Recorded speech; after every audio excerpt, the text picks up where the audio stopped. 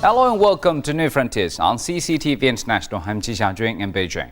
And today we're beginning a brand new series all about the legendary warlord Cao Cao. Now, way back in the Three Kingdoms period, that's around 1700 years ago, Cao Cao succeeded in unifying northern China. By doing so, he laid the foundations for the unification of the whole country. Now, according to historical studies of the Three Kingdoms period, Cao Cao was a brilliant ruler and a military genius. One of his most enduring qualities was that he treated his officers like family. He was also renowned as a poet and kung fu master. And yet, in literature, he has often been portrayed as a cruel and despotic tyrant. Interest in this controversial figure has been heightened by the mystery that has grown up concerning the location of his last resting place. For centuries, people have tried to locate Cao Cao's tomb, but never with any success.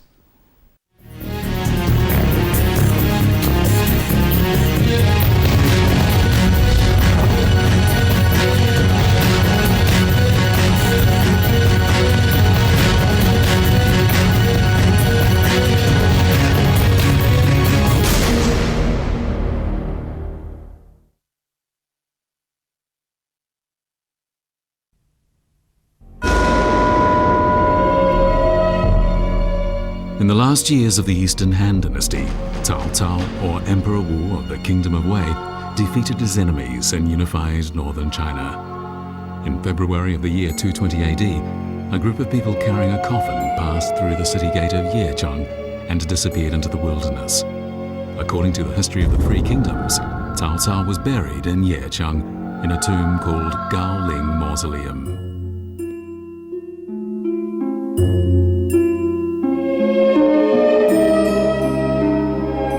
However, as time passed, the location of the tomb was forgotten. For centuries, countless people tried to locate the tomb, but all failed.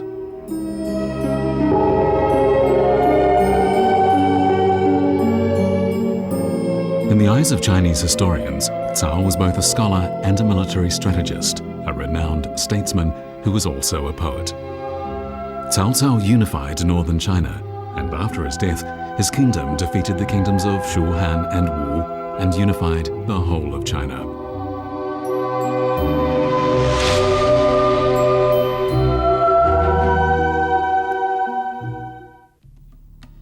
However, for a long period after his death, Cao Cao was depicted as a fierce and cold-blooded traitor who had been hated by almost everyone.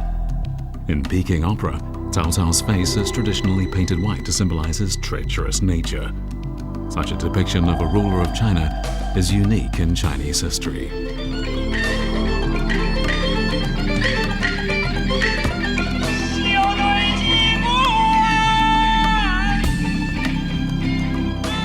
What then was Cao Cao really like 1,700 years ago? And where is his tomb?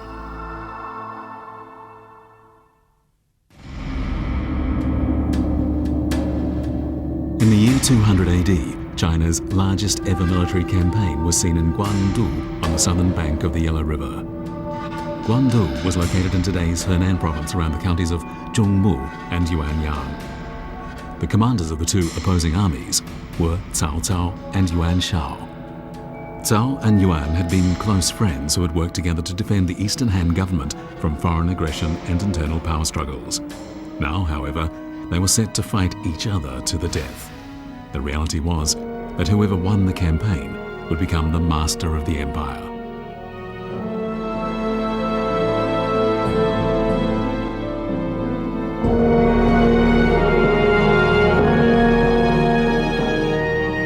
The last years of the Eastern Han Dynasty were fraught with political disturbances as various factions struggled for the crown. The empire existed in name only. After the warlords declared their independence, they fought each other for a decade, after which just two strong military blocs remained, both of them in the Yellow River Basin. One was under the command of Yuan Shao, and the other was led by Cao Cao. 一是雄踞河北的袁绍，他在东汉13个州中占领了4个州，就是冀州、幽州、并州、青州，也就是相当于今天的河北、山西的全部，以及山东、辽宁的一部和内蒙的部分地区，刚好是等于东汉王朝的天下的1/3。Cao Cao was in control of areas south of the Yellow River, such as Suzhou, Yanzhou, and Yuzhou prefectures, and the metropolitan commandant-controlled region, which was more or less equivalent to a prefecture. This meant he was in control of 1/3 of the dynasty's territory. Cao Cao had many enemies, but his neighbor Yuan Shao posed the greatest threat. Yuan simply couldn't wait to defeat Cao Cao.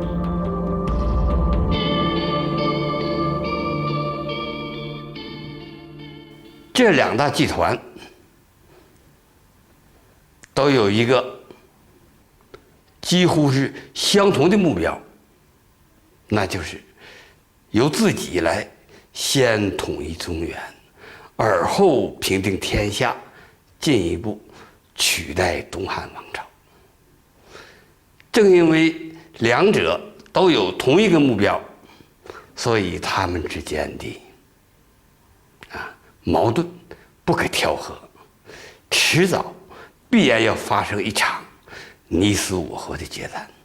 这场决战就是发生在汉献帝建安5年的官渡之战。Yuan Shao's strategy was clear.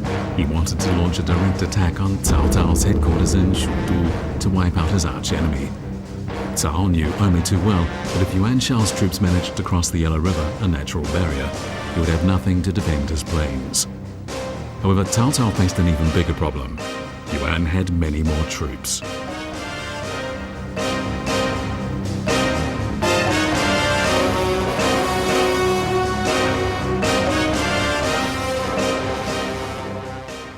袁绍投入官渡之战的兵力，史书上多次有明确的记载，精兵10万，包括骑兵1万。这是一个很强大的一支军队。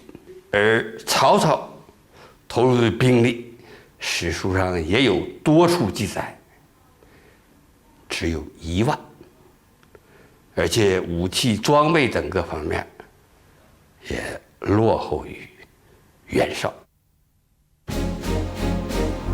Facing a much stronger enemy, Cao Cao was keenly aware that if he failed to use favorable terrain to hold Yuan Shao back, he would be wiped out.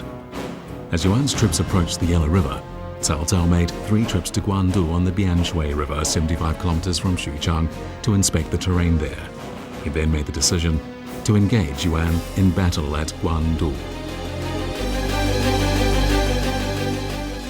它的北边都是沙丘，这右后方有一片现在已经消失了的铺田泽。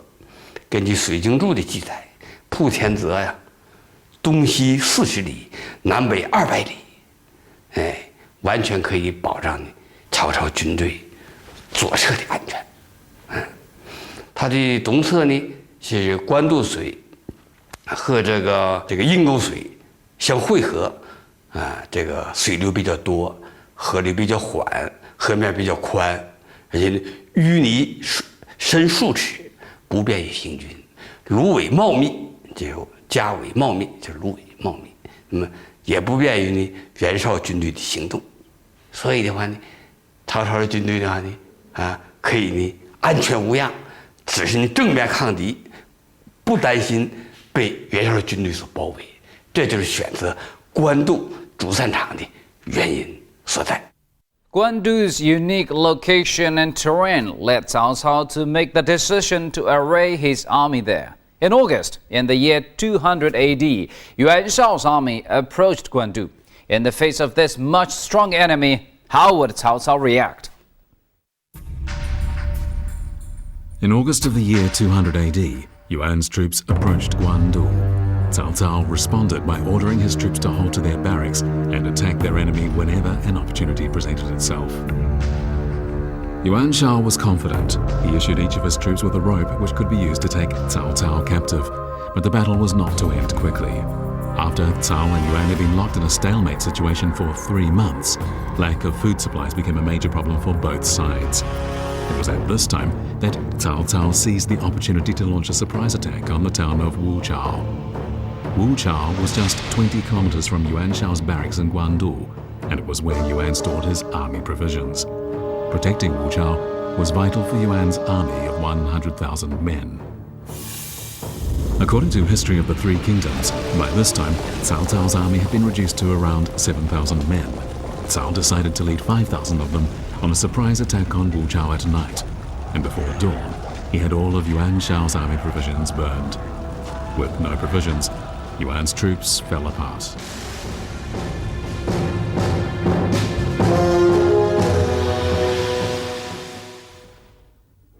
In 1936, Mao Zedong published his famous article, Problems of Strategy in China's Revolutionary War, in which he stated that in the Battle of Guandu, victory was won by small forces over large and by inferior over superior forces. According to historians, the Battle of Guandu was a turning point in Chinese history as it led to the unification of northern China. But how was Cao Cao able to win the victory in this battle with such inferior forces? What military strategy did he employ to bring it about?